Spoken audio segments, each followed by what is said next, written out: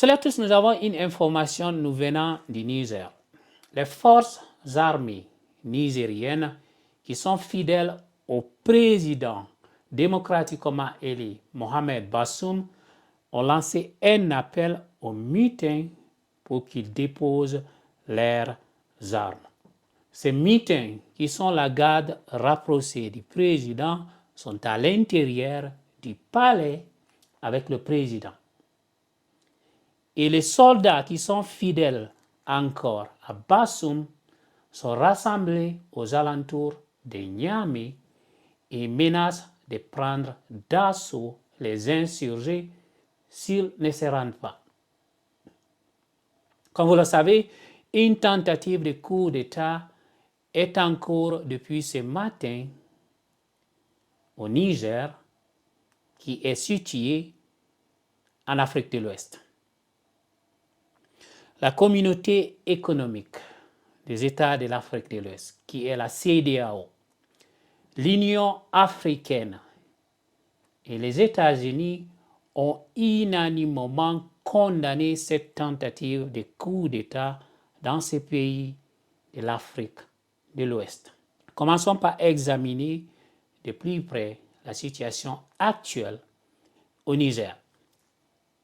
Pourquoi ces mutins ont-ils choisi de se soulever contre le gouvernement élu de Mohamed Bazoum? Et quels sont les enjeux politiques et sociaux derrière cet acte de rébellion?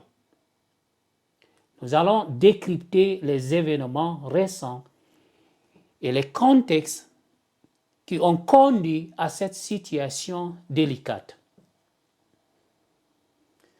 Il est essentiel de comprendre le rôle crucial des forces armées nigériennes qui, dans ces cas, ont choisi de soutenir le président Mohamed Bazoum et la démocratie en demandant aux mutins de déposer les armes.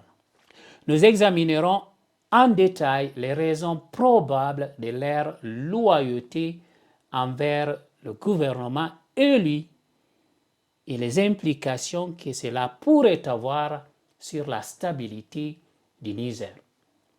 Comme je le disais, la réaction internationale à cette tentative de coup d'État ne s'est pas fait attendre. La CEDEAO, l'Union africaine, les États-Unis, l'Union européenne ont unanimement condamné l'acte et exprimé leur solidarité avec le gouvernement nigérien. Nous analyserons l'importance de cette réponse internationale et comment elle peut influencer l'issue de cette crise politique. Alors que la situation reste tendue et incertaine, il est crucial de comprendre les conséquences potentielles de cette tentative de coup d'État pour le Niger et la région tout entière. Alors, quelles pourraient être les répercussions sur la stabilité qui est très fragile dans la région et surtout sur les efforts de développement en cours dans le pays? Nous discuterons les scénarios possibles et les défis auxquels le Niger pourrait être confronté dans les jours à venir si ces gens-là ne déposent pas les armes. Mais je m'arrête là. S'il vous plaît, n'oubliez pas de partager cette vidéo pour que d'autres puissent être informés de la situation actuelle au Niger. Merci et prenez soin de vous. À très bientôt. Ciao.